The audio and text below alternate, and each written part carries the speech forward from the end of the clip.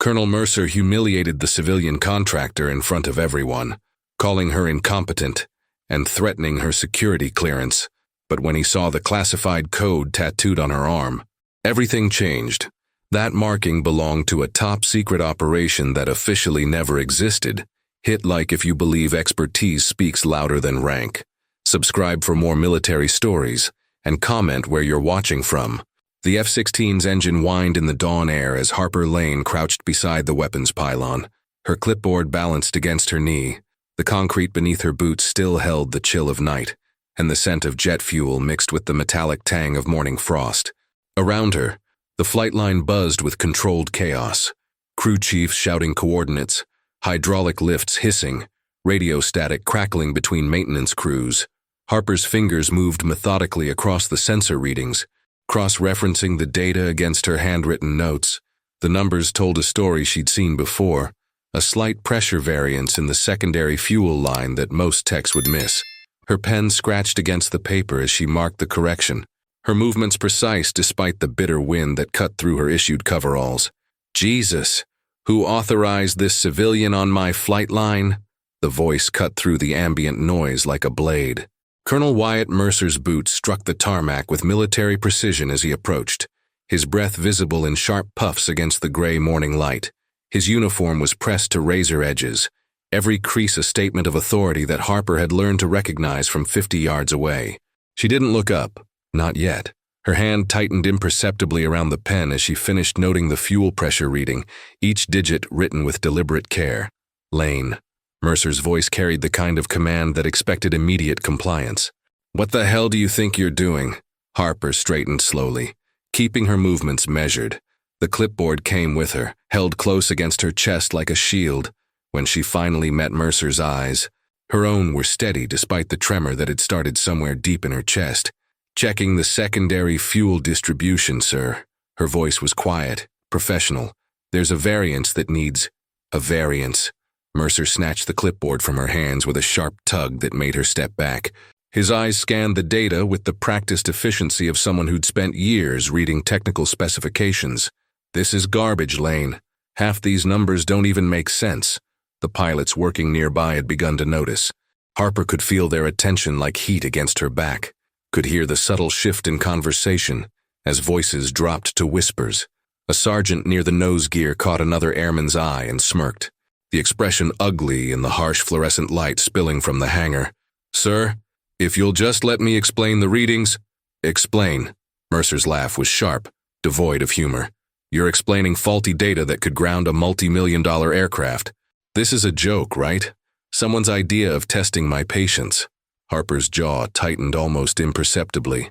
She could taste copper in her mouth where she'd bitten the inside of her cheek, and her fingers had gone numb from the cold, or from the way they were clenched at her sides. The whispers around them were growing louder now, no longer pretending to be subtle. Numbers don't lie, sir. The words came out quieter than she'd intended, almost lost in the sound of a hydraulic pump cycling somewhere behind them. Numbers don't lie, Mercer repeated, his voice dripping with mockery. But techs do, especially ones who don't belong here in the first place. He thrust the clipboard back at her chest, the metal edge catching against her coveralls with enough force to make her take another half-step backward. The impact was small, professional, but deliberate, designed to remind her of her place in the hierarchy that ruled this world of steel and precision.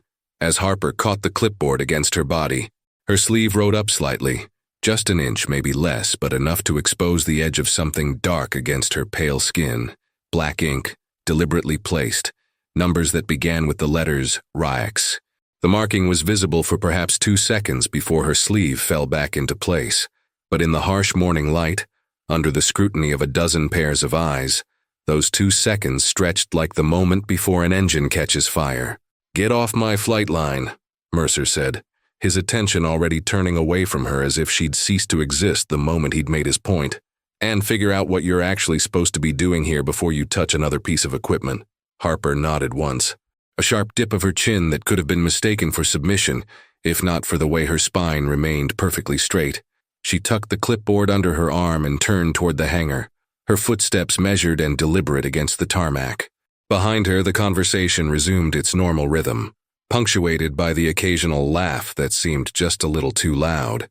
But as she walked away, she didn't see the way Sergeant Davis nudged his partner, or the way Airman Rodriguez's expression shifted from amusement to something more thoughtful as he watched her disappear into the shadows between the aircraft. Most importantly, she didn't notice Colonel Mercer pause in his inspection of the next aircraft, his hand frozen halfway to his radio as his mind caught up with what his eyes had seen. Those numbers, that particular sequence, Rex 47. The rest had been hidden by fabric, but those first few digits were enough to make his stomach tighten with recognition. That designation belonged to files he wasn't supposed to know existed, to operations that had been buried so deep in classification levels that even colonels learned to stop asking questions. The morning wind picked up, carrying with it the sound of Harper's retreating footsteps and the first whisper of something that might, eventually, change everything. The maintenance bay smelled of oil and possibility. Harper Lane worked alone in the corner designated for secondary inspections, her tools arranged in precise rows across a rolling cart that had seen better decades. Fluorescent lights hummed overhead, casting everything in the peculiar green-tinted white that made even healthy skin look sickly. She'd been here for 40 minutes since the incident on the flight line, and her hands had finally stopped shaking. The torque wrench clicked in her grip as she adjusted a fuel line coupling, the sound sharp and definitive in the relative quiet. Around her, scattered on the metal workbench, were the personal items that marked this temporary space as hers: a battered thermos that still held traces of morning coffee, a pair of safety glasses with scratched lenses, and a small canvas pouch that contained the tools too valuable to trust to base equipment. The canvas pouch was worn soft from years of handling, its khaki color faded to something closer to gray. If someone were to look closely, which no one ever did, they might notice the way Harper's fingers sometimes brushed against a particular bulge in its side pocket, a small round object that she never removed during work hours. "Ma'am." Harper looked up to find Airman Marcus Webb standing at the edge of her work area, his young face uncertain. He couldn't have been more than 22. All sharp angles and nervous energy, the kind of kid who still called his mother every Sunday and meant it. "What is it, Webb?" Her voice was gentler now than it had been on the flight line, stripped of the defensive edge that Mercer's presence had required. Here, in the relative safety of the maintenance bay, she could afford to be human. "I was wondering, that pressure reading you were taking on the 16, the one the colonel said was wrong." Webb shifted his weight from foot to foot, his hands clasped behind his back in a posture that screamed fresh from basic training. "I ran the same check on our bird, and I got something similar.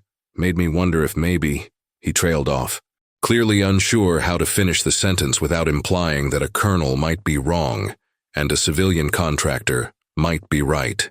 The mathematics of military hierarchy made such statements nearly impossible to voice.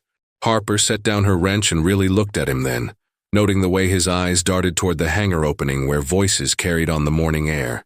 There was intelligence there, and curiosity that hadn't yet been beaten into submission by the machinery of institutional thinking.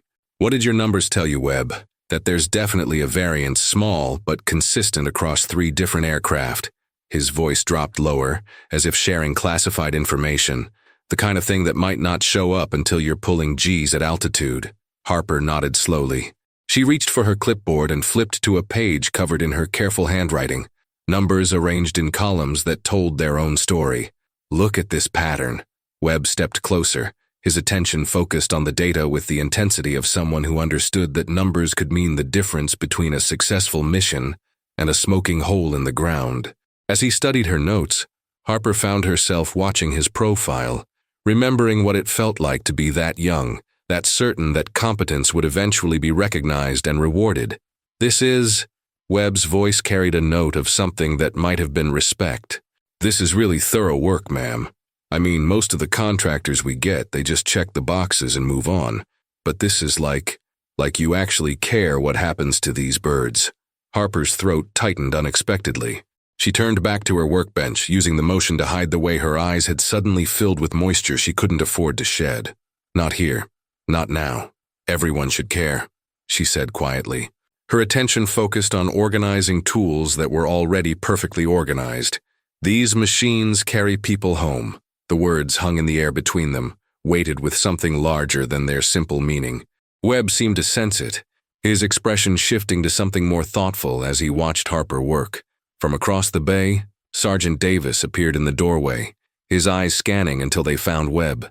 "Webb, what the hell are you doing? You've got a pre-flight in 15 minutes. "Yes, Sergeant." Webb stepped back from Harper's workspace, but hesitated for just a moment longer. "Ma'am, for what it's worth, I think your numbers are right."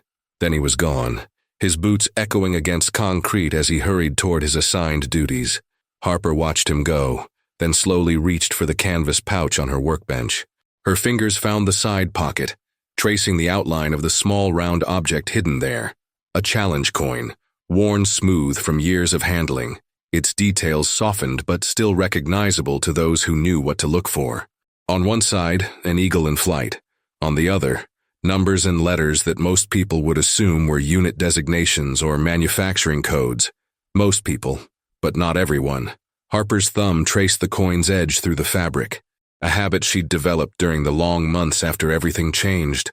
The metal was warm from being carried close to her body, a small anchor of reality in a world that often seemed determined to forget that she existed at all. From somewhere in the hangar, the sound of jet engines starting up rolled through the morning air like distant thunder.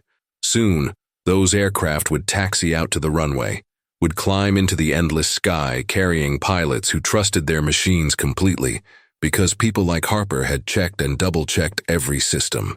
Every reading, every number that mattered. They would never know her name, would never know how many times her careful attention to detail had been the difference between a routine flight and a catastrophic failure. And that was fine. That had always been fine until today, until a colonel with sharp eyes and sharper words had looked at her like she was nothing more than an obstacle to be removed. Harper closed her eyes and listened to the sound of engines, feeling the vibration in her chest as power built toward takeoff. When she opened them again, her jaw was set with quiet determination. Let him try to move her. She had numbers to check and aircraft to keep in the sky. And somewhere, buried so deep in classified files that even colonels couldn't reach them, there was a record of exactly why that mattered. The briefing room smelled of stale coffee and institutional disinfectant. Harper sat in the back row, her clipboard balanced on her knees, watching Colonel Mercer pace in front of a projected flight schedule that covered the morning's training exercises. The room was small, designed for quick operational meetings rather than lengthy discussions, and every seat was filled with pilots, crew chiefs, and technical staff whose attention remained dutifully focused forward, all except for Staff Sergeant Mark Delaney, who kept glancing back at Harper with an expression she couldn't quite read. "Pre-flight inspections are non-negotiable," Mercer was saying, his pointer tapping against specific aircraft call signs on the projection. "I don't care if you've flown the same bird 100 times. I don't care if the last inspection was clean. Every system gets checked. Every reading gets verified. Every signature goes on the appropriate form." His eyes found Harper in the back row, and his voice took on an edge that made several people shift uncomfortably in their seats. "And if anyone tries to pass off faulty data as accurate readings, they will find themselves explaining their methodology to someone considerably less patient than I am." The silence that followed was pregnant with tension. Harper could feel the weight of 24 stares, some curious, some hostile, all wondering what exactly she had done to earn such pointed attention from the commanding officer. She kept her expression neutral, her breathing steady, and her hands relaxed around her clipboard. But inside her chest, something hot and sharp was building pressure like steam in a boiler that had been running too long without relief. When the briefing ended, the room emptied with the efficient chaos of military personnel moving toward their assigned duties. Harper remained in her seat, waiting for the initial rush to clear, when Mercer's voice cut through the departing conversations. "Lane, a word." The last few stragglers filed out quickly, clearly unwilling to witness whatever was about to unfold. Within moments, Harper found herself alone with the colonel in the cramped briefing room that suddenly felt much smaller than it had with 25 people in it. Mercer closed the door with a deliberate click. "I've been thinking about your performance this morning," he began, leaning against the front table with his arms crossed. "And I've come to the conclusion that we have a fundamental problem." Harper waited. Experience had taught her that silence was often the safest response when dealing with superior officers who had already made up their minds about something. "The problem," Mercer continued, is that you seem to believe your civilian contractor status gives you some kind of special privilege to ignore standard operating procedures, to submit data that doesn't meet military specifications and expect the rest of us to just accept it. Sir, the data was accurate according to— Don't. The word was sharp enough to cut. Don't compound the problem by arguing with me. I've reviewed your readings, and they're inconsistent with established parameters, which means either your equipment is faulty, your methodology is flawed, or you're falsifying information. The accusation hung in the air like smoke from an electrical fire. Harper felt something cold settle in her stomach, the familiar weight of being cornered by someone with more authority than understanding. I'm going to give you a choice, Lane. Mercer's voice had taken on the tone of someone offering a generous compromise. You can admit that you made errors in your readings this morning. You can acknowledge that you need additional training before you should be trusted with critical aircraft systems, and we can move forward from there with appropriate supervision. Harper's knuckles had gone white around her clipboard. Ordiasi, Mercer continued. You can continue to insist that your methodology is correct, and my assessment is wrong, in which case, I'll be forced to file a formal report questioning your competency and recommending immediate suspension of your security clearance pending a full review. The choice wasn't really a choice at all, and they both knew it. A formal competency review could take weeks, maybe months during that time. Harper would be barred from any work involving sensitive systems, effectively ending her contract and destroying any chance of future employment on military installations. I need an answer, Lane. Harper looked up at him then, really looked, taking in the pressed uniform, the polished brass, the expression of someone who had never had to wonder whether his competence would be questioned because of who he was rather than what he knew. My readings were accurate, sir. The words came out steady, each one placed with deliberate precision. She watched Mercer's expression shift from confident authority to something harder, more dangerous. I see. He straightened from his casual lean against the table, and suddenly the small room felt like a trap. Then I suppose we understand each other perfectly. He moved toward the door, then paused with his hand on the handle. You have until end of business today to reconsider your position. After that, this becomes an official matter. The door closed behind him with a soft click that sounded remarkably like the safety coming off a weapon. Harper sat alone in the empty briefing room for a long moment, listening to the sound of her own breathing and the distant rumble of aircraft engines warming up for the day's exercises. Her hands were shaking again. But this time it wasn't from cold or fear. This time, it was from rage. Through the small window she could see the flight line where ground crews were conducting their methodical pre-flight checks, where pilots were walking around aircraft with the casual confidence of people who trusted their machines completely, where her numbers, her accurate, carefully verified numbers, would determine whether those machines performed as expected or failed catastrophically at the worst possible moment. She thought about Staff Sergeant Delaney's strange glances during the briefing, about the way Airman Webb had looked at her data with recognition and respect, about the small, persistent voice in the back of her mind that whispered, maybe she wasn't as alone in this as she thought.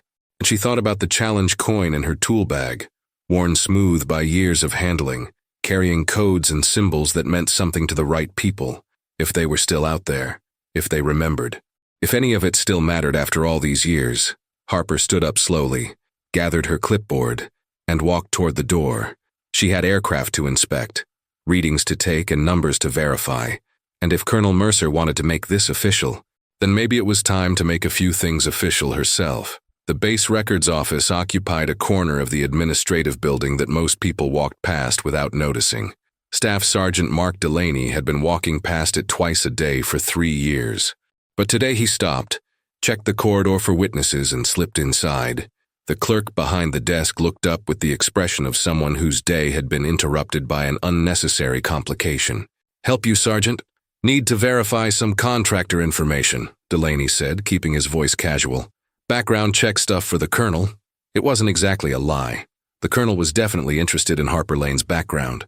The fact that Delaney was conducting his own parallel investigation without official authorization was a detail that seemed unnecessary to share. Name and contractor ID. Lane, Harper, civilian technical specialist. The clerk's fingers moved across his keyboard with practiced efficiency, his eyes scanning whatever information appeared on his screen. After a moment, His expression shifted to something more puzzled. That's interesting. How so? Well, her basic contractor profile is pretty standard. Technical background, security clearance, current assignment, but there are some referenced files that I can't access. The clerk leaned closer to his monitor, as if proximity might somehow reveal hidden information. Files with classification levels that require special authorization. Delaney felt something cold settle in his stomach. What kind of classification levels? The kind that means I pretend I never saw them. The clerk's voice had taken on the careful neutrality of someone who had learned not to ask too many questions. The kind that make me wonder why a civilian contractor has material in her file that requires a compartmentalized clearance to access. Through the small window of the records office, Delaney could see the flight line where ground crews were conducting their afternoon maintenance checks. Somewhere out there, Harper Lane was probably hunched over another aircraft, clipboard in hand, taking readings that everyone seemed determined to either ignore or discredit. Can you tell me anything about the referenced files? Dates? Originating commands? Anything? The clerk hesitated, then glanced around the empty office as if checking for surveillance equipment.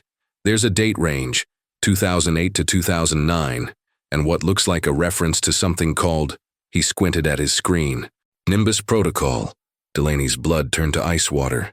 He knew that name, had heard it whispered in the kind of conversations that happened in secure facilities between people who had signed documents promising that certain subjects would never be discussed in public.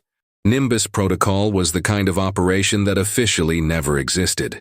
The kind of thing that left holes in service records and gaps in personnel files. The kind of thing that could get people killed if the wrong people started asking the right questions. Sergeant, you okay? Delaney realized he'd been standing silent for too long, his mind racing through implications that he didn't want to consider. Yeah, fine, thanks for your time. He turned toward the door, then paused. Do me a favor. Keep this inquiry off your daily log, Colonel's preference. The clerk nodded with the understanding of someone who had learned that some requests were better left unrecorded. Outside the records office, Delaney walked quickly toward the maintenance hangar, his mind churning through possibilities that all led to the same uncomfortable conclusion. Harper Lane wasn't just a civilian contractor with an attitude problem. She was something else entirely, and if his suspicions were correct, then Colonel Mercer had just picked a fight with someone who had friends in places that colonels couldn't reach. The maintenance bay was dimmer than usual, most of the overhead fluorescents having been turned off to conserve power during the afternoon lull. Delaney found Harper exactly where he'd expected to, hunched over a work table in the far corner. Surrounded by technical manuals and diagnostic equipment that looked like it had been carefully maintained for decades, she looked up as he approached, her expression wary but not hostile. Staff Sergeant, Ms. Lane, wondered if I could ask you something. Harper set down her pen and gave him her full attention. Up close, in the softer light, Delaney could see details he'd missed during the morning briefing. The way her hands moved with the precise economy of someone accustomed to working with delicate equipment. The small scar on her chin that spoke of old accidents or old violence. The way her eyes seemed to catalog everything around her, with the automatic awareness of someone who had learned to watch for danger. Most importantly, he could see the edge of the tattoo on her forearm, the numbers that had been haunting his thoughts since the briefing. Have we met before? He asked quietly.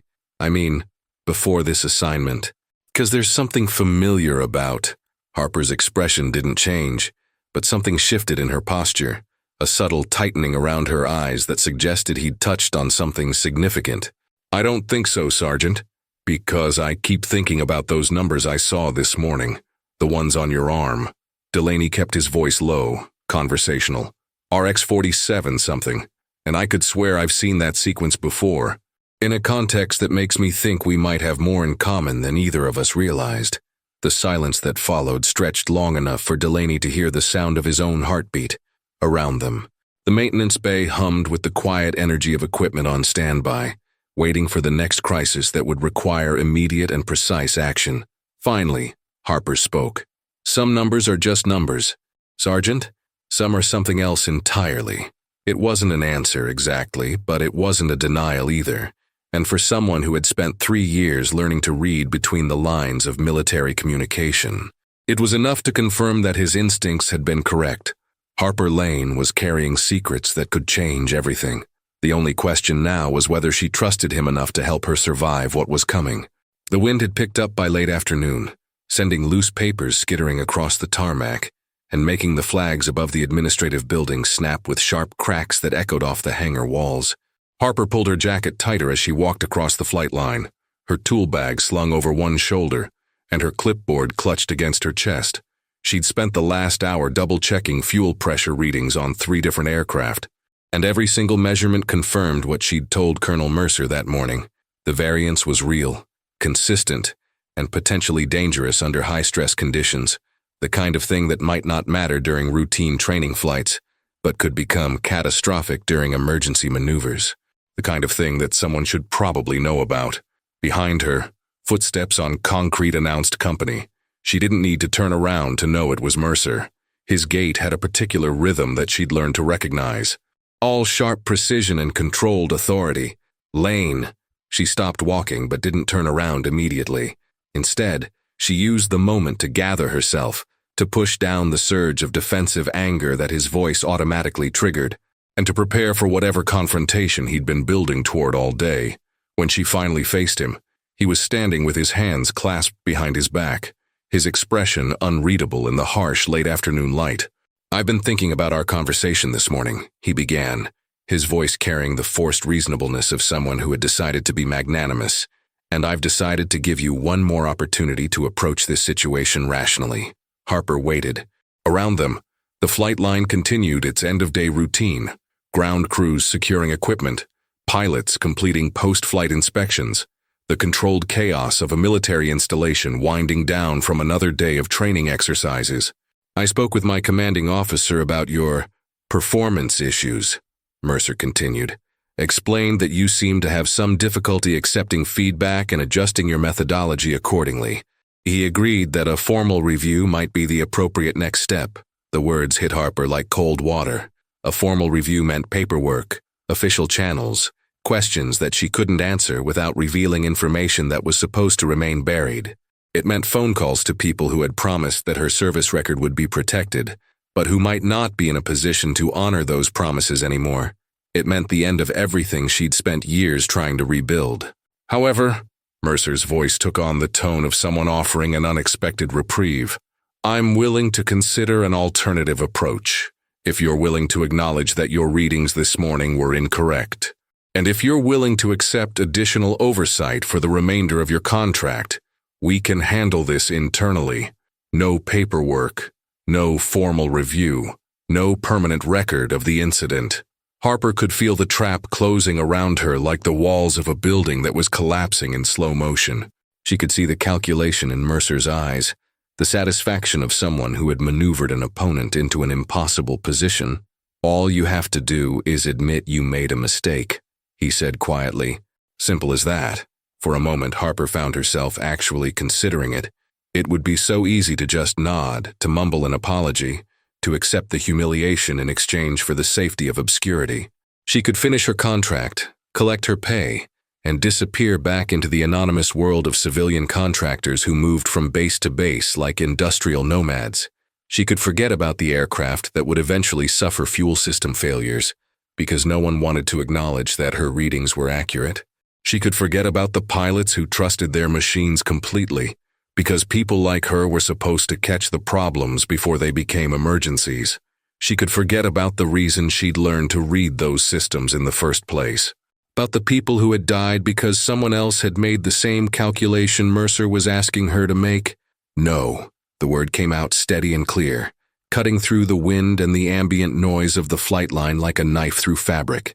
Harper watched Mercer's expression shift from confident authority to something colder, more dangerous. "I'm sorry. I said no, sir. My readings were accurate. I won't apologize for doing my job correctly." The silence that followed was filled with the sound of wind and distant machinery, and the sudden awareness that they had moved past the point where compromise was possible. Harper could see other personnel beginning to notice their conversation, could feel the weight of attention from crew chiefs and pilots who had learned to recognize the body language of conflict. "I see." Mercer's voice had taken on the flat neutrality of someone who had moved into purely official mode. "Then I suppose we have nothing further to discuss." He turned to walk away, then paused and looked back over his shoulder. "Oh, and Lane. I'll be making that call to my commanding officer this evening. Effective immediately. You're restricted from any work involving flight-critical systems pending a formal competency review. Report to base administration first thing tomorrow morning for processing." Harper watched him walk away across the tarmac, his posture radiating the satisfaction of someone who had just solved a problematic personnel issue through the proper application of military hierarchy. Around her, the flight line continued its routine operations, but she could feel the shift in atmosphere, the way conversations dropped to whispers when people noticed her standing alone in the middle of the concrete expanse. She was effectively radioactive now. Contractor under formal review, someone whose competence had been officially questioned by a commanding officer, the kind of person that career military personnel learn to avoid for their own protection. Harper looked down at her clipboard, at the numbers that had started this whole cascade of consequences.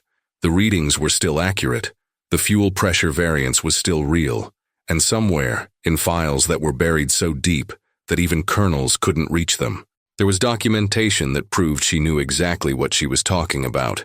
The question was whether anyone who mattered would ever see those files, and whether anyone who could help her would even still be alive to care. As Harper walked toward the administrative building to begin the process of professional destruction, she didn't notice Staff Sergeant Delaney watching from the shadow of a nearby hangar, his expression grim with the recognition of someone who had just witnessed the opening moves of a much larger game. She also didn't notice him reaching for his cell phone, or the way his fingers hesitated over a number he hadn't dialed in more than 5 years. Some conversations, once started, couldn't be stopped, and some secrets, once disturbed, had a way of demanding their own resolution. The sound of rotor blades cut through the morning air like thunder wrapped in precision.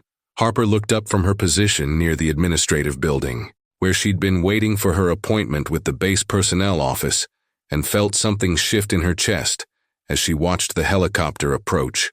It wasn't the typical transport aircraft she'd grown accustomed to seeing on the flight line. This was a command bird, sleek and purposeful, with markings that spoke of very high-level authority, the kind of aircraft that carried people who didn't announce their arrivals in advance and didn't wait for convenient scheduling. Around the flight line, activity began to shift. Crew chiefs straightened their postures. Pilots who had been lounging against aircraft suddenly found urgent tasks that required their immediate attention, and the general ambient noise of routine operations dropped to something more respectful, more careful. Harper clutched her paperwork closer to her chest and tried to make herself invisible against the wall of the administrative building. In approximately 15 minutes, she was scheduled to meet with a personnel review board that would formally suspend her security clearance and effectively end her career. The last thing she needed was additional attention from whatever high-ranking official had decided to make an unscheduled visit to Kingsford Air Base. The helicopter touched down with the controlled precision of a pilot who had performed this exact maneuver hundreds of times in much more dangerous circumstances. As the rotors began to wind down, Harper could see figures moving inside the aircraft, at least 3 people, all wearing the kind of crisp uniforms that suggested very senior rank. The passenger door opened, and a man stepped out who carried himself with the particular blend of authority and competence that marked career military officers who had earned their positions through merit rather than politics. He was perhaps 55 years old, with graying hair cut to regulation length, and eyes that seemed to catalog everything around him with automatic precision. General Elias Crawford, though Harper didn't recognize him yet. Crawford paused at the bottom of the helicopter's steps and looked across the flight line with the expression of someone conducting a formal inspection. His gaze moved methodically from aircraft to personnel to equipment, noting details that most people would miss and filing them away for later consideration. Then his eyes found Harper. Even from 30 yards away, she could see the moment his attention focused on her with laser-like intensity. His posture shifted slightly, his expression changing from general assessment to something more specific, more personal. He said something to one of his aides, then began walking directly toward her with the deliberate pace of someone who had just identified the reason for his visit. Harper felt her mouth go dry. She pressed herself harder against the wall behind her, as if she could somehow merge with the concrete and disappear entirely. Whatever this was about, it wasn't going to be good. High-ranking generals didn't make unscheduled visits to confront civilian contractors unless something had gone very wrong.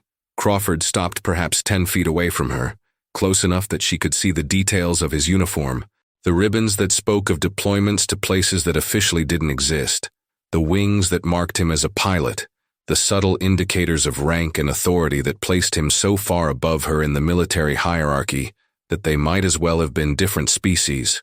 Harper Lane. Her name came out as a statement rather than a question, spoken with the tone of someone who was absolutely certain of his facts. Harper could only nod in response, her voice temporarily lost somewhere in the vicinity of her boots. Crawford's eyes moved to her arm, to the edge of the tattoo that was visible below her rolled-up sleeve. His expression shifted then, taking on something that might have been recognition mixed with something else. Respect? Relief? It was impossible to tell. "Roll up your sleeve," he said quietly. "I need to see the full marking." The request was spoken with the tone of a polite order, the kind of directive that allowed for the illusion of choice while making it clear that compliance wasn't actually optional. Harper hesitated for just a moment, then slowly rolled her sleeve up to her elbow. The tattoo was revealed in its entirety. Rex 47N, rendered in precise military-style numerals and letters, with small additional markings that looked like technical specifications or operational codes. It was professionally done, clearly not the work of some random parlor artist, and it carried the particular aesthetic of official military identification. Crawford studied the marking for a long moment, his expression unreadable. Around them, the flight line had grown quieter, as personnel realized that something significant was happening near the administrative building, though most were too far away to see the specific details. 2009, Crawford said finally. November, Operation Nimbus. The words hit Harper like physical blows. She could feel the color draining from her face, could feel the careful emotional barriers she'd spent years constructing beginning to crack under the weight of memories she'd worked very hard to bury. "Sir, you pulled Lieutenant Colonel Morrison's crew out of a situation that should have killed them all," Crawford continued, his voice carrying the weight of absolute certainty. "You designed an emergency extraction protocol that violated approximately 15 different regulations and saved the lives of 4 people who would otherwise have died in a classified operation that officially never happened." Harper's legs felt like they might give out. She could hear the sound of her own heartbeat, could feel the familiar tightness in her chest that came with remembering things she'd promised herself she would never think about again. "You disappeared from the official record after that," Crawford said quietly. "New identity, civilian contractor status, careful placement in positions where your specific expertise would be useful but not obvious. I've been wondering for years what happened to the person who saved my son's life." The world tilted sideways. Morrison, Lieutenant Colonel Morrison, who had been 25 years old and terrified and bleeding in the back of a damaged aircraft while Harper worked with hands that wouldn't stop shaking to jury-rig a communication system that could reach extraction assets. Morrison, who had called her Angel in the delirium of blood loss and fear, who was apparently the son of the general standing in front of her. "Sir," Harper whispered, her voice barely audible over the wind. "I never knew." "He told me about you," Crawford interrupted. "About the civilian contractor who appeared out of nowhere and saved his crew with nothing but determination and a complete disregard for proper procedures. He said you disappeared before he could thank you properly." Around them, Harper could see Colonel Mercer approaching from the direction of the operations building, his expression shifting from casual interest to obvious concern as he recognized the general and realized that his morning was about to become much more complicated. Crawford noticed the approaching colonel and smiled with the particular expression of someone who was about to enjoy a conversation that the other party would definitely not enjoy. "I believe," Crawford said loudly enough for Mercer to hear, "that we need to have a discussion about proper recognition of valuable personnel and about the difference between questioning competence and simply failing to understand expertise." Harper watched Mercer's face go pale as the general's words registered, as the implications of the situation became clear, as the carefully constructed hierarchy that had seemed so solid just moments before began to shift beneath their feet. The morning was about to become much more interesting. The assembled personnel of Kingsford Air Base had not expected to spend their Tuesday afternoon standing in formation on the main tarmac, but General Crawford's requests had a way of rearranging everyone's schedule. Harper stood slightly apart from the main group, feeling exposed and uncertain. Under the weight of 200 pairs of curious eyes, Colonel Mercer stood at rigid attention near the front of the formation, his uniform perfectly pressed and his expression carefully neutral. But Harper could see the tension in his shoulders, the way his jaw was clenched just tight enough to suggest that this public assembly was not going according to any plan he had anticipated. Crawford had positioned himself near a small, portable podium that someone had hastily retrieved from the base auditorium. Behind him, his aide held a slim folder that Harper suspected contained documents she really didn't want to think about right now. "Ladies and gentlemen," Crawford began, his voice carrying easily across the assembled crowd without need for amplification. "I'm here today to address a situation that has come to my attention regarding the proper recognition of valuable personnel and the importance of understanding the full context of someone's qualifications before making judgments about their competence." The words were diplomatic, but there was steel underneath them that everyone present could hear clearly. This was not going to be a routine motivational speech. "Staff Sergeant Delaney, please step forward." Delaney emerged from the formation, his expression carefully controlled, but his eyes bright with something that might have been anticipation. He executed a perfect about-face in front of the general and stood at attention. "Sergeant, you conducted some research yesterday regarding a civilian contractor's background. Would you care to share your findings with the assembly?" "Yes, sir." Delaney's voice was steady, professional. "Civilian contractor Harper Lane's personnel file contains references to classified material dating from 2008 to 2009, specifically related to something designated as Nimbus Protocol. Her security clearances are considerably higher than would normally be required for standard maintenance duties." Crawford nodded approvingly. "And what did that suggest to you, Sergeant?" "That there might be more to Miss Lane's qualifications than was immediately apparent, sir." "Indeed." Crawford's attention shifted to the main assembly, his gaze sweeping across faces that were beginning to show signs of understanding that this situation was more complex than anyone had realized. Operation Nimbus was a classified rescue mission conducted in 2009. 4 aircrew members found themselves in an emergency situation that required immediate technical innovation to resolve. Harper could feel her chest tightening as Crawford continued, could feel the weight of memories she'd spent years trying to manage pressing against the barriers she'd constructed around them. The person who saved those aircrew members was a civilian technical specialist who designed an emergency communications and extraction protocol under combat conditions, using equipment that was never intended for such purposes, in a time frame that made traditional procedures impossible. Crawford paused, allowing the implications to settle over the assembled personnel. That civilian specialist was Harper Lane. The silence that followed was absolute. Harper could hear the wind moving across the tarmac, could hear the distant sound of aircraft engines from other parts of the base, could hear her own heartbeat thundering in her ears as 200 people tried to process what they'd just learned. Ms. Lane's work that day resulted in the successful extraction of all 4 aircrew members from a situation that should have been fatal. Her technical innovations were subsequently incorporated into standard emergency procedures and have since been credited with saving dozens of additional lives in similar situations.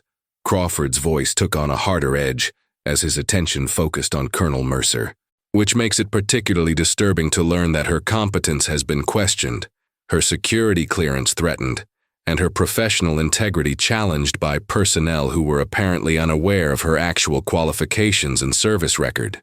Mercer's face had gone completely pale, but to his credit, he maintained his rigid posture even as the foundation of his authority crumbled beneath him. "Colonel Mercer, please step forward." The walk from the formation to the podium seemed to take forever. Harper watched Mercer's approach with something that might have been pity if she hadn't been on the receiving end of his authority for the past 24 hours. "Colonel, would you care to explain to this assembly why you felt it appropriate to question the competence of someone whose service record includes commendations from the Joint Chiefs of Staff?" "Sir, I was not aware of Mrs. Lane's classified background. Her current assignment," Crawford interrupted, "was personally authorized by me as part of an ongoing evaluation of base technical capabilities. Miss Lane was not here as a standard civilian contractor. She was here as my direct representative." conducting assessments that will inform future resource allocation decisions. The revelation hit the assembled crowd like a physical blow. Harper could see the moment it registered with various personnel, could see the expressions shifting from confusion to understanding to something that looked uncomfortably like fear. She had not been some random civilian contractor with an attitude problem. She had been a general's personal representative, operating under authority that superseded anything Colonel Mercer could have imagined. Furthermore, Crawford continued, his voice taking on the tone of someone delivering a formal reprimand. Her technical assessments yesterday identified a fuel system variance that could have resulted in critical failures during high-stress maneuvers. Her readings were not only accurate, they potentially prevented a catastrophic incident that could have cost lives. Crawford reached for the folder his aide was holding and withdrew a single sheet of paper. Colonel Mercer, this is a formal directive requiring you to issue a public apology to Miss Lane for questioning her competence and threatening her security clearance without proper justification. You will also submit a written report explaining how this situation was allowed to develop and what steps will be taken to prevent similar incidents in the future. Mercer accepted the paper with hands that Harper could see were trembling slightly. His voice, when he finally spoke, was barely above a whisper. Mrs. Lane, I apologize for questioning your competence and for threatening action against your security clearance. Your service record and qualifications clearly demonstrate that my assessment was incorrect and inappropriate. The words were formal. Required, but Harper could hear something else underneath them. Genuine remorse from someone who was beginning to understand the magnitude of his mistake. Crawford nodded once, sharply. Ms. Lane, please step forward. Harper's legs felt unsteady as she walked toward the podium, but she managed to maintain her composure until she was standing next to the general.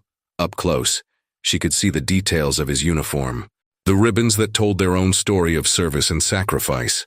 Harper Lane, Crawford said, his voice carrying across the assembled crowd. In recognition of your continued service and your contributions to aviation safety, I'm pleased to offer you a permanent position as Senior Technical Advisor for Emergency Systems Development, reporting directly to my office. He reached into his jacket and withdrew a small wooden box that Harper recognized immediately. A challenge coin, but not just any challenge coin. This one bore the seal of the Joint Chiefs of Staff and carried with it recognition that transcended normal military hierarchy. Your country owes you a debt that can never be fully repaid, Crawford said quietly, speaking now just to Harper rather than to the assembled crowd. But perhaps we can start with the recognition you should have received years ago. Harper accepted the box with hands that were no longer steady, feeling the weight of years of buried service and sacrifice condensed into a small piece of metal that represented something larger than herself. Around them, the assembly began to applaud, quietly at first, then with growing enthusiasm as people began to understand that they were witnessing something significant, something that would be remembered and discussed for years to come. Harper looked out at the faces surrounding her, seeing respect where there had been dismissal, understanding where there had been suspicion. For the first time in years, she felt like she belonged somewhere, like she was home. O coração de Ulisses batia como tambor, enquanto caminhava pelos corredores da empresa na manhã seguinte. Havia convocado uma reunião extraordinária da diretoria, e agora, com as provas digitais que seu Jorge havia conseguido, era hora de expor Marcelo publicamente. O prédio inteiro zumbia com rumores. Funcionários sussurravam nos corredores. Olhares curiosos o seguiam a cada passo. Na sala de reuniões do 22º andar, os 15 membros da diretoria aguardavam. Marcelo estava lá, sentado em sua cadeira habitual, o rosto composto numa máscara de confiança que Ulisses agora reconhecia como pura encenação. Ao lado dele, 3 diretores que Ulisses suspeitava serem seus cúmplices: Roberto da área comercial, Sandra do jurídico e Carlos do departamento de compras. Mariana havia chegado cedo e preparado toda a apresentação. Na mesa, estavam espalhados documentos, prints de conversas interceptadas e registros financeiros que comprovavam anos de manipulação. Era um dossiê devastador que pintava o quadro completo de como Marcelo havia arquitetado sua tomada de poder.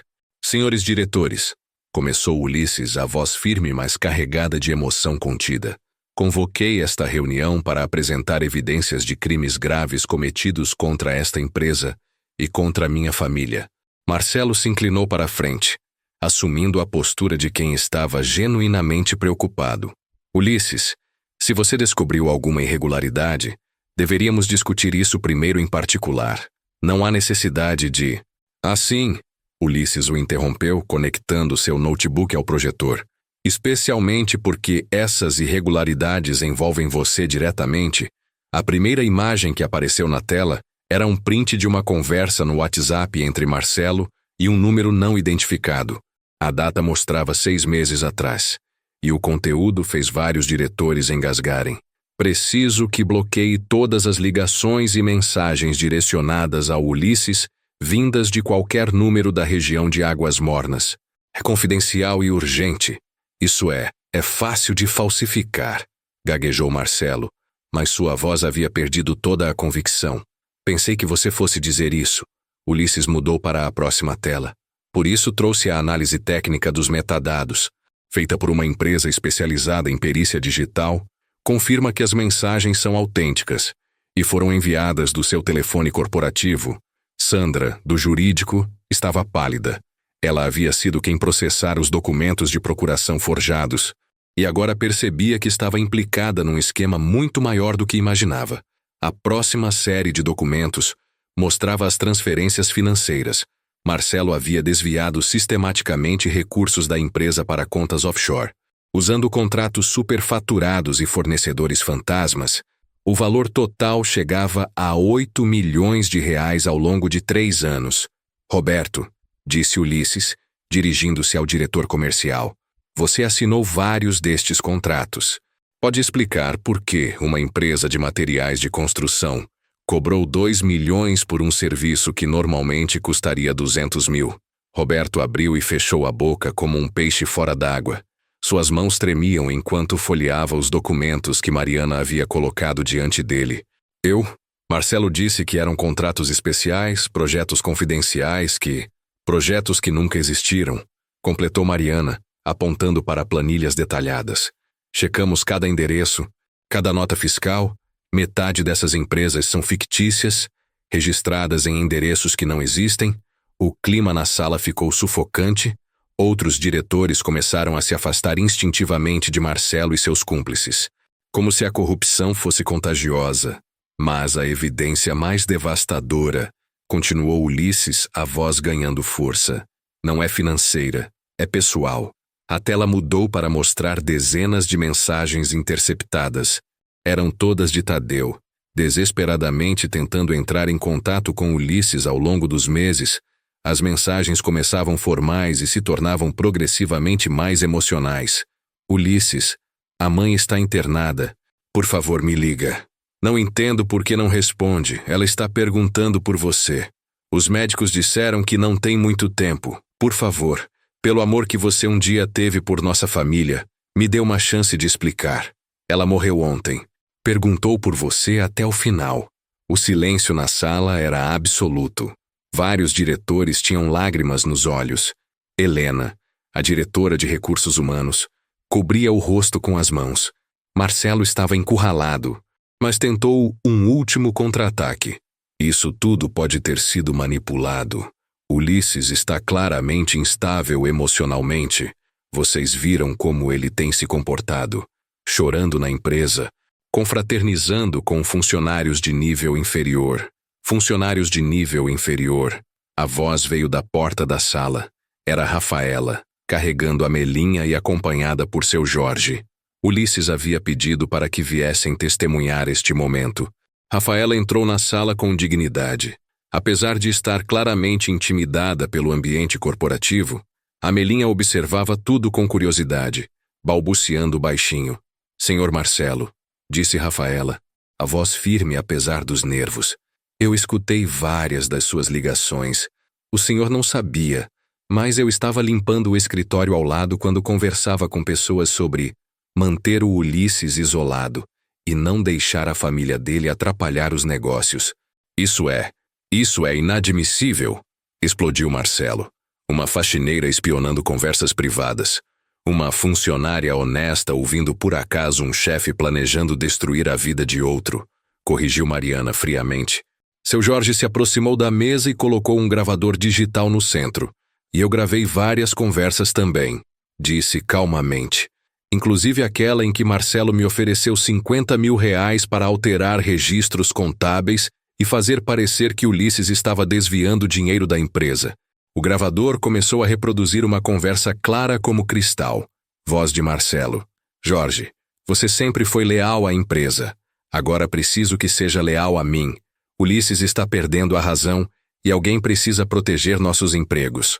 Voz de seu Jorge. Que tipo de proteção? Voz de Marcelo. Alguns ajustes nos livros, nada drástico, só o suficiente para mostrar que ele não está mais capacitado para administrar a empresa. A gravação continuou por mais 5 minutos, detalhando exatamente como Marcelo planejava forjar evidências contra Ulisses. Quando terminou, o silêncio era ensurdecedor. Helena foi a primeira a falar. Mocão de destituição imediata de Marcelo Ferraz de todos os cargos na empresa.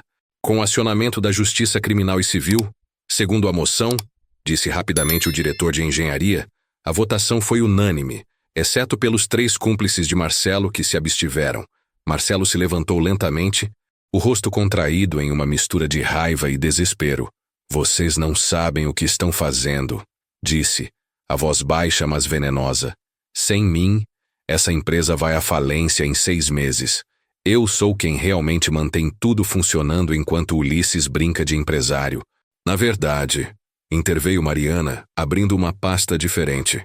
Já analisamos todos os projetos que você supervisionava. A empresa não só pode funcionar sem você, como vai funcionar melhor. Vários contratos que você rejeitou por inviabilidade técnica são, na verdade, altamente lucrativos. Você os rejeitava porque não permitiam superfaturamento. Ulisses se levantou e caminhou até Marcelo. Por um momento, os 2 homens se encararam. O patrão traído e o funcionário que havia dedicado 12 anos a uma vingança silenciosa. Marcelo, você tinha razão numa coisa, disse Ulisses, a voz calma mas carregada de tristeza. Eu nunca mereci a lealdade que pensei que tinha de você, mas não porque eu fosse um mau chefe, porque você nunca foi leal. Você passou 12 anos fingindo ser meu amigo enquanto planejava minha destruição. Você nunca me respeitou, explodiu Marcelo. Nunca reconheceu meu valor. Era sempre o filho do fazendeiro que sabia de tudo. Enquanto você o quê? Recebia aumentos regulares, tinha participação nos lucros, tinha autonomia total no seu departamento. Ulisses balançou a cabeça. Marcelo, eu te dei tudo o que um funcionário poderia querer. O que eu não podia dar era a empresa inteira, porque ela nunca foi minha para dar. Era da família. E agora sei que era isso que você sempre quis. Não um emprego, mas o poder total. Marcelo tentou responder. Mas Ulisses continuou.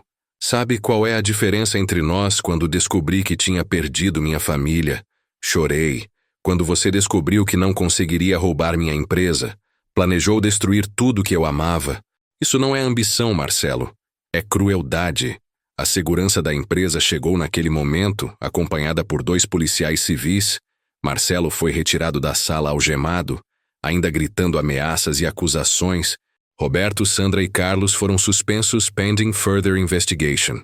Quando a sala se esvaziou, restaram apenas Ulisses, Mariana, Rafaela, Amelinha e seu Jorge.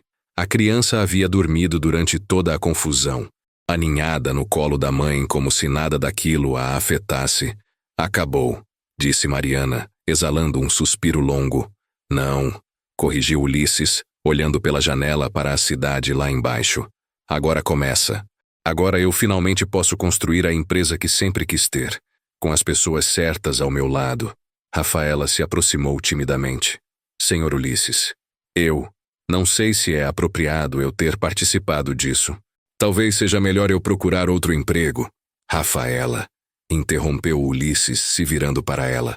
Você acabou de me ajudar a salvar a empresa da minha família. Se existe alguém aqui que merece um lugar permanente, é você. Mas eu sou apenas uma. Você é uma mulher corajosa que fez a coisa certa quando poderia ter se calado para proteger seu emprego. Isso vale mais que qualquer diploma. Amelinha escolheu aquele momento para acordar, olhar ao redor da sala corporativa e soltar uma risadinha, como se achasse todo aquele ambiente muito engraçado. E você, disse Ulisses, fazendo cócegas suaves na barriga dela. Você é quem começou tudo isso.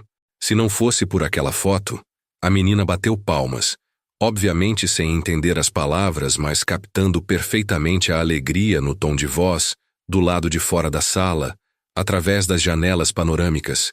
O sol começava a se pôr sobre Florianópolis, mas para Ulisses, parecia mais um amanhecer, o primeiro dia de uma vida que finalmente fazia sentido. 6 meses depois, a fazenda São Tadeu estava irreconhecível. O que havia sido uma propriedade abandonada se transformara num oásis de tranquilidade, aninhado entre as montanhas de Santa Catarina. Casas de hóspedes construídas com materiais locais pontilhavam a paisagem sem agredi-la. Unidos por trilhas de pedra que serpenteavam entre jardins nativos e hortas orgânicas, era a véspera do Natal, e a primeira temporada oficial do agroturismo havia sido um sucesso além de todas as expectativas. 42 famílias já haviam passado pela fazenda, e a lista de reservas para o próximo ano estava quase completa. Mais importante que os números, porém, era o livro de comentários na recepção, repleto de depoimentos emocionados sobre como a experiência havia mudado vidas. Meus filhos descobriram que leite não vem do supermercado, escrevera uma mãe de São Paulo. Aqui encontramos o que não sabíamos que estávamos procurando. Simplicidade verdadeira, registrara um casal de executivos de Curitiba. A pequena Amelinha nos ensinou mais sobre felicidade em 3 dias do que aprendemos em anos de terapia. Deixara uma família do Rio de Janeiro. E era exatamente isso que Ulisses observava agora. Sentado na varanda principal da casa matriz, Amelinha, com seus 2 anos e meio, havia se tornado a alma da fazenda. Corria entre os hóspedes com a naturalidade de uma anfitriã nata, ensinando crianças tímidas a alimentar as galinhas, consolando adultos nostálgicos com abraços espontâneos e distribuindo sorrisos como se fossem tesouros que custavam nada, mas valiam tudo. Tio Uli, gritou ela, correndo em sua direção com algo nas mãozinhas. Olha o que tio Deu me deu.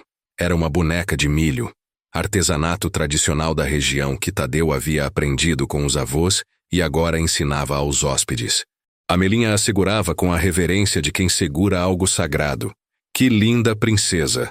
Como você vai chamá-la? Família, disse Amelinha com a seriedade de uma criança que havia compreendido intuitivamente o conceito mais importante do mundo. Ulisses sentiu o coração se apertar de emoção. A simplicidade da resposta carregava toda a sabedoria que ele havia levado 45 anos para compreender. Carmen apareceu na varanda carregando uma bandeja com café e biscoitos caseiros. Mesmo depois de meses convivendo juntos, Ulisses ainda se surpreendia com a facilidade com que ela havia se adaptado ao papel de matriarca da família expandida. Era como se sempre houvesse existido um espaço vazio esperando por ela na dinâmica familiar. A última família de hóspedes acabou de partir, informou, servindo o café fumegante. Deixaram uma carta de agradecimento que vai te emocionar. Ulisses pegou o envelope que Carmen lhe oferecia. Era de papel reciclado, decorado com desenhos infantis nas bordas. Abriu com cuidado. Família Navarro. Viemos para a fazenda como estranhos em fuga da cidade grande. Saímos como pessoas transformadas. Minha filha de 8 anos, que há meses se recusava a comer verduras, agora quer plantar uma horta no apartamento. Meu marido, que trabalhava 12 horas por dia sem conseguir desligar do celular, passou 4 dias inteiros brincando com as crianças na beira do açude, e eu redescobri o prazer de acordar sem despertador, apenas com o som dos pássaros. Mas o que mais nos tocou não foram as atividades ou as instalações. Foi o amor genuíno que vocês colocaram em cada detalhe. A forma como Rafaela nos recebeu na chegada, como se fôssemos parentes queridos, o jeito como Tadeu ensinava meu marido a pescar, com a paciência de um pai, a maneira como Carmen nos iniciou nos mistérios da cozinha caipira, principalmente a lição de vida que Amelinha nos deu todos os dias, simplesmente sendo ela mesma. Vocês não administram apenas um negócio. Vocês curam almas, com gratidão eterna, família Santos. Ulisses precisou parar de ler por um momento. Os olhos marejados, Carmen sentou-se ao seu lado, entendendo perfeitamente a emoção, sem precisar perguntar. Sabe o que mais me impressiona? Disse ela. Como cada hóspede parece encontrar exatamente o que estava procurando. Mesmo quando não sabia que estava procurando algo, é porque este lugar tem alma, respondeu Ulisses. Alma de família, alma de história, alma de amor que quase se perdeu, mas conseguiu se encontrar. Tadeu se aproximou vindo do estábulo, carregando Miguel nos ombros. O menino de 13 anos havia crescido vários centímetros nos últimos meses, e agora ajudava ativamente nas atividades da fazenda. Mateus e Isabela vinham logo atrás, discutindo animadamente sobre qual cavalo era mais rápido. A égua da família Santos já pariu, anunciou Tadeu, colocando Miguel no chão. Um potrinho saudável que vai ficar para sempre ligado à lembrança deles aqui. Era uma tradição que haviam estabelecido. Quando possível, batizavam os animais que nasciam na fazenda com nomes relacionados às famílias que estavam hospedadas. Era uma forma poética de eternizar as conexões feitas naquele lugar especial. Rafaela apareceu vinda da cozinha principal, onde havia passado a manhã preparando a ceia de Natal. Usava um avental bordado com motivos natalinos e tinha farinha nos cabelos, sinais de uma manhã dedicada aos preparativos da festa. Como estão os preparativos? Perguntou Ulisses. Perfeitos. Lúcia terminou os últimos doces e a mesa vai estar pronta às 6. Rafaela se sentou numa cadeira de balanço, puxando a Melinha para o colo. Senhor Ulisses, posso falar uma coisa? Claro, e Rafaela, já falei que não precisa me chamar de senhor. Somos família agora. Ela sorriu, ainda não completamente confortável com a informalidade, mas visivelmente tocada pela inclusão. Queria agradecer por tudo. Há um ano, eu era apenas uma faxineira desesperada tentando manter um emprego para sustentar minha filha. Hoje, sou coordenadora de hospitalidade de um projeto que toca vidas. Tenho uma casa própria. Minha irmã está feliz. E a Melinha está crescendo cercada de amor e oportunidades. Rafaela, interrompeu Ulisses suavemente. Você não precisa agradecer. Nós é que devemos agradecer a você. Principalmente a esta pequena aqui. Ele fez cócegas em Amelinha, que riu gostosamente.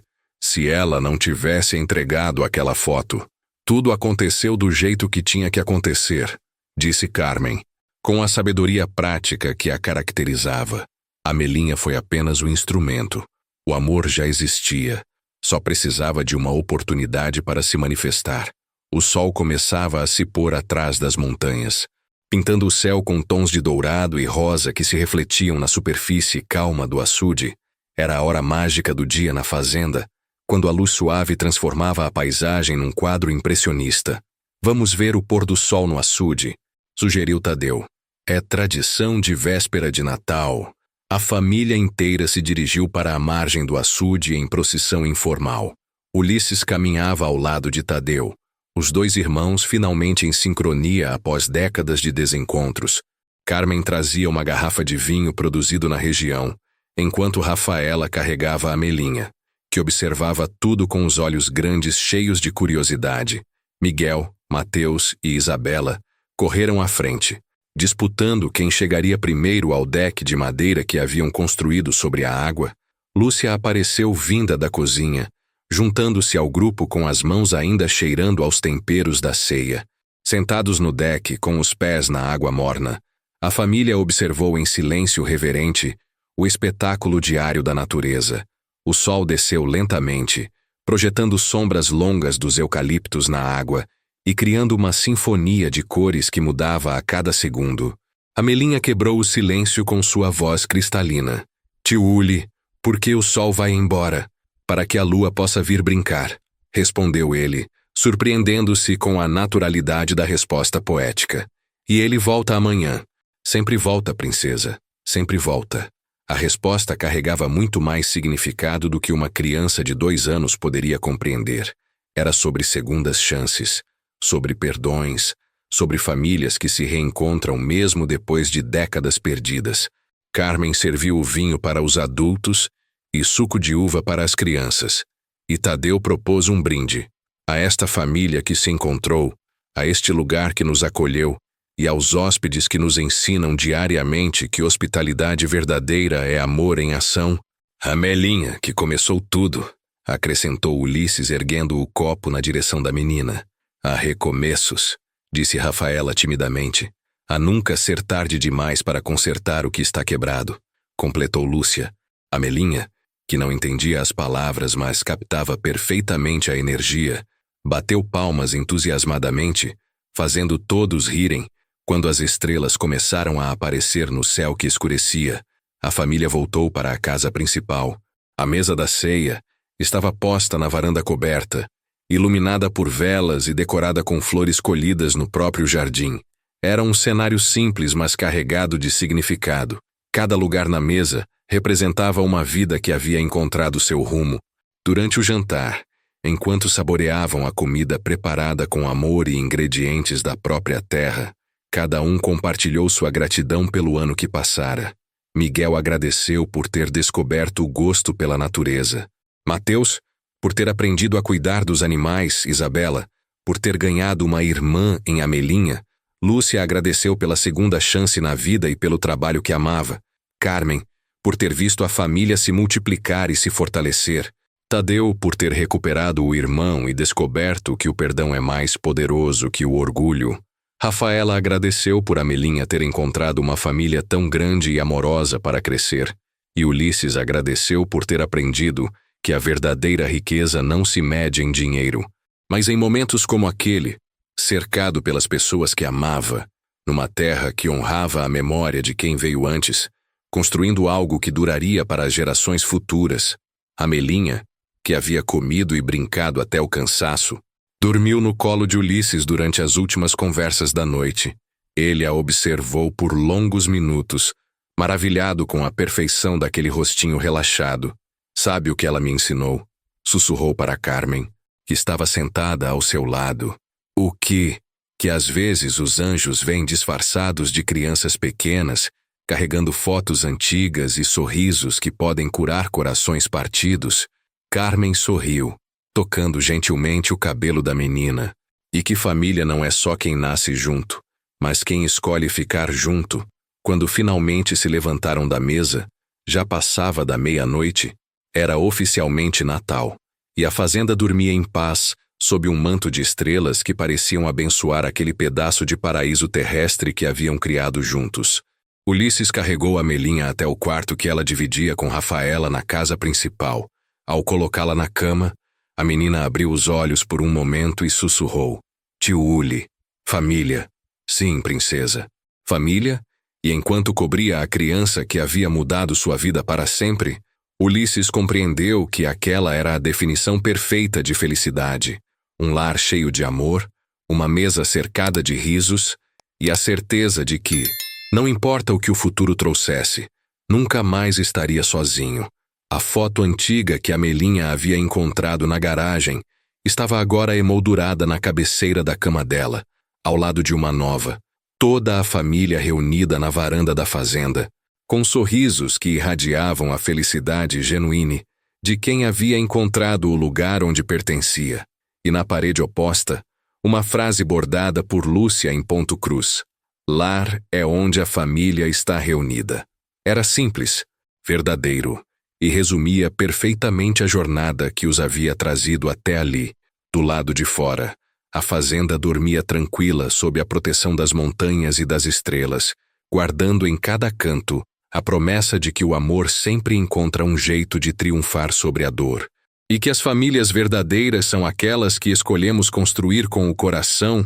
Que lição linda sobre como uma criança inocente pode ser o anjo que Deus usa para restaurar famílias destruídas.